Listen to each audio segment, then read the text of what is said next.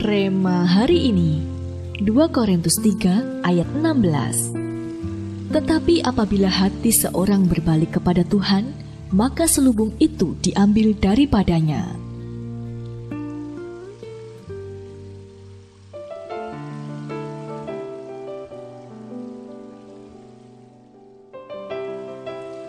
Ketika Petrus berjalan di atas air dan melihat Yesus, ia tidak tenggelam.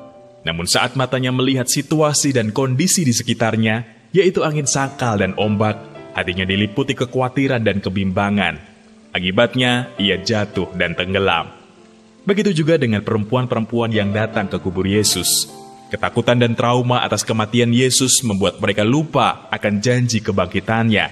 Akibatnya, mata mereka terhalang dan tidak bisa mengenali Yesus yang menjumpai mereka. Bujang Elisa juga mengalami hal yang sama. Ketakutan dan posisi terdesak membuat matanya terhalang, sehingga ia hanya melihat banyaknya pasukan musuh. Namun Elisa yang tidak dikuasai kepanikan bisa melihat bahwa ada kuasa perlindungan dari pasukan Tuhan yang jauh lebih besar. Satu lagi pribadi yang bernama Thomas, murid Yesus sendiri. Dia tidak percaya akan kebangkitan Yesus sebelum mencucukkan tangannya sendiri ke bekas luka di tangan Yesus. Logika manusianya mendatangkan ketidakpercayaan.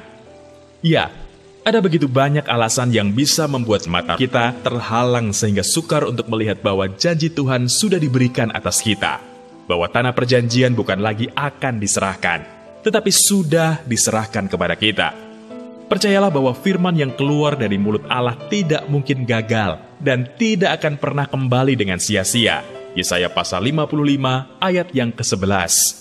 Ketahuilah, di tahun kemuliaan Tuhan ini akan ada begitu banyak peperangan rohani dan intimidasi yang musuh tebarkan di hidup kita, sehingga kita dapat tersandung dengan ketakutan, kepanikan, kondisi yang terdesak, trauma, ataupun logika manusia.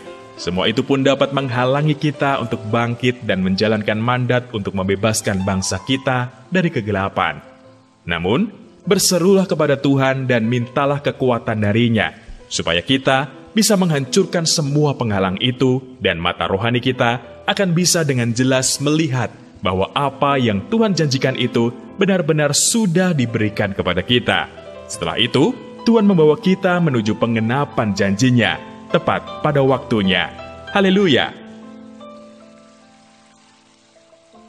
Apakah saat ini Anda sudah bisa melihat dengan jelas, dengan mata rohani Anda, apa yang Tuhan janjikan dalam hidup Anda? Menurut Anda, hal apakah yang paling sering atau paling kuat menghalangi mata rohani Anda untuk bisa melihat janji Tuhan itu? Hal-hal apakah yang akan Anda lakukan untuk terus berjuang menghancurkan semua penghalang bagi mata rohani Anda itu? Tuliskan.